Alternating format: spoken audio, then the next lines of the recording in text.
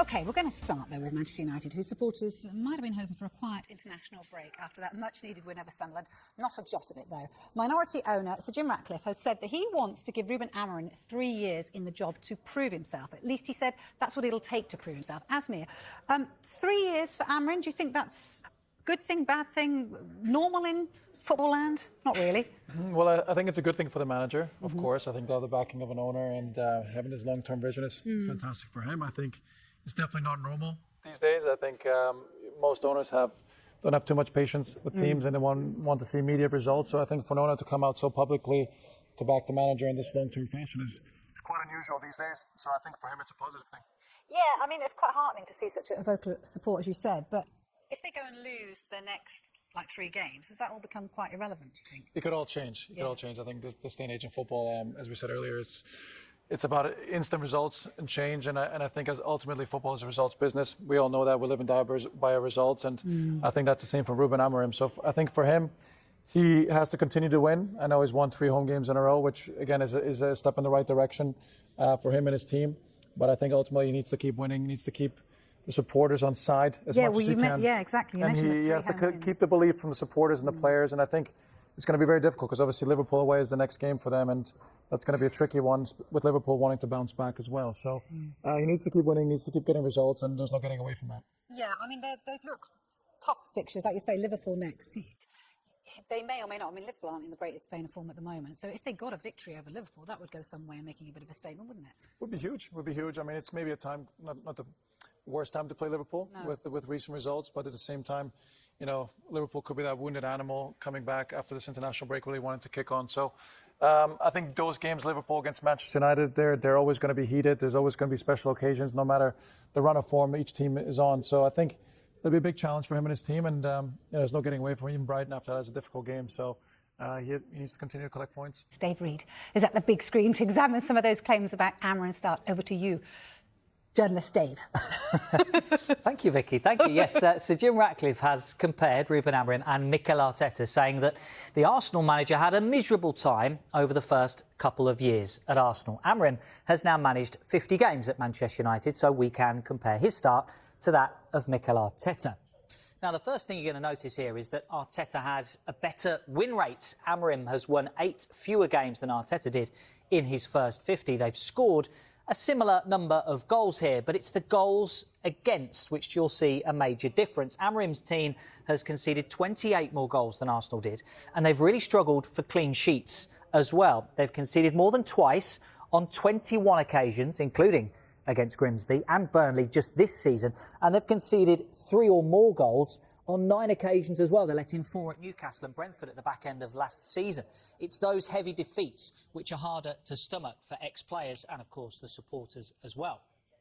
So Mikel Arteta built his side from the defence first, and he also showed a degree of flexibility. As you'll know, yes, we are talking about that formation again. Amorim has used a 3-at-the-back system in every game in charge so far. Arteta, on the other hand, used 6 different formations, including a 3-at-the-back, in his first 50 games. He went on record to say that ideally he wanted to move towards a 4-at-the-back setup, but that the players at Arsenal that were currently then at his disposal suited a back 3 or 5, and it allowed his attacking players to be in better areas of the pitch to exploit their skill set. Ruben Amorim has done something slightly different. And just to give you an idea of how things can change, this is Arteta's lineup for his 50th game in charge. Only Gabriel and Odegaard remain. How different then might we see a Ruben Amorim lineup in a couple of years' time?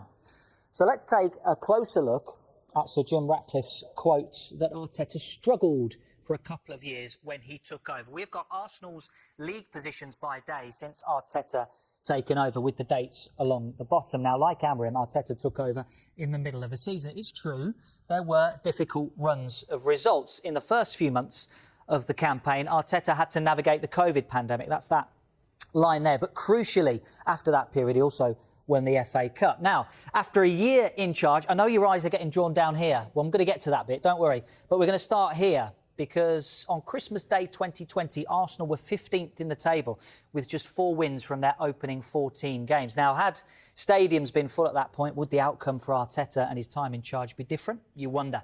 And again, at the start of the 2021-22 season here, Arsenal lost their opening 3 games, slumping to the bottom of the table. It seemed like at a couple of different points Arsenal could have pushed the button on Arteta, but they were patient, and now there has been gradual and steady improvement. Arsenal in the title conversation for the last 3 years. Will that patience pay off for Manchester United and Sir Jim Ratcliffe if he gets 3 years? Yeah, it's an interesting one. Thank you very much for that, Dave. It's an interesting comparison, isn't it? And obviously, it was Sir Jim Ratcliffe that used it himself in terms of Arteta. And Arteta was, at one stage, very much seen as somebody that could be facing the sack at that stage, that Dave talks about. What do you make of the comparison between Arteta and Amorim?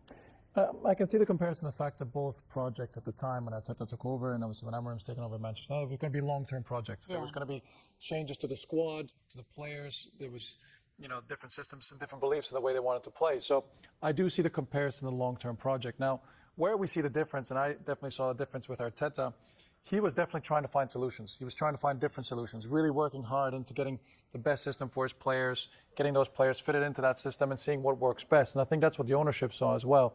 Whereas Amorim's taken a different approach with a system set in stone, and we're going to have to make it work one way or another within the system. So that's where I think it's a little bit tough to compare the two, especially because I like the way Arteta goes about it. He believes in his ways of playing, his principles. Systems can change, but the principles never change.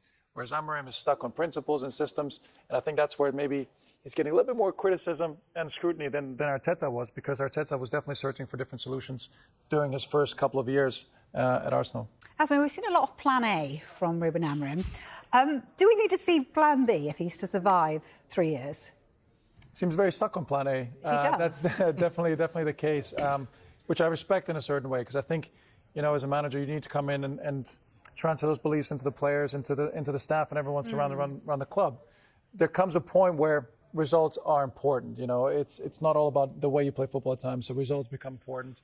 At what point does he shuffle the deck a little bit, maybe changes and makes certain adjustments to get more and more results? Now, I think for him, he's brought in certain players, made changes on the playing front and within the squad to bring players in for that system. So for him, it's a big call. It's a big call. And like I said, I really respect the philosophy and the fact they stick into it.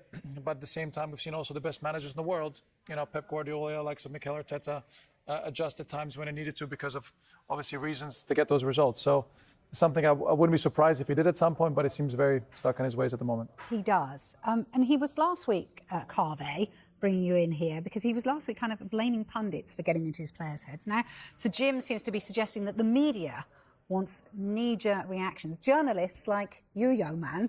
Have you and the rest of the media, do you feel been calling for his head or calling for him to go? Do you feel that's fair? I don't think it is. Look, I'm a journalist, so I'm going to defend journalists. I was a bit surprised by what Jim Ratcliffe said, saying that, he wasn't going to listen to the knee-jerk reaction of some journalist, as he called them. I have to say that Manchester United are such a big club. I would compare them to Real Madrid. If Real Madrid lose to Grimsby, with all due respect, if Real Madrid finish 15th in La Liga, imagine what the Spanish media would do to whoever would be the Real Madrid head coach at the time. For what it's worth, I think the media have been very, very fair to Ruben Amorim. I think if you're covering Ruben Amorim, all you need to do is go to his news conferences. You don't really need to make up stories, just report what he says, because he's the one who comes up with the sound bites. So in short, I do think Jim Ratcliffe was a little bit unfair to journalists, because I think the journalists who are covering United have been fair and impartial. OK, there's been a few comments. I think Jamie Carragher a couple of weeks ago said he expected Ruben Amorim to lose his job. But even then, he said, look, it's not something that he likes to talk about. He was just asked a question and he gave an honest response. Just finally on this, are we being a little bit, and I know I might be part of the Journalists Guild as well, but are we being a little bit naive as journalists when a manager comes out and says, some days I want to quit? He wasn't quite saying that. I know it was a great soundbite for everyone to go, Amorim says he wants to quit and, he hates some of his players. But are we kind of like taking him on face value when perhaps, because he's being so honest, we should actually read between the lines of those comments and say, well, maybe he didn't quite mean to say that. But he's saying a lot of these comments. It's not just a one-off. I think, I go back to my point about Real Madrid. If you're the head coach of Real Madrid, you have to keep a lid on it. Sir Alex Ferguson always used to say, when you're the Manchester United manager, you can't feed the beast. When you go into a press conference, you should dictate what you want to say. You shouldn't get led up the garden path by a journalist. But maybe he's been a nouveau kind of type of manager that actually wants to be a bit more honest with. Well, I'm not sure that's going to work at Manchester United, because if you speak to any sports editor, they will tell you that you will never go wrong by filling your sports pages with stories about Manchester United. Everything is a story at Manchester United, and you don't need to feed the beast, in the words of Sir Alex Ferguson. All right, let's turn our attention to another top journalist.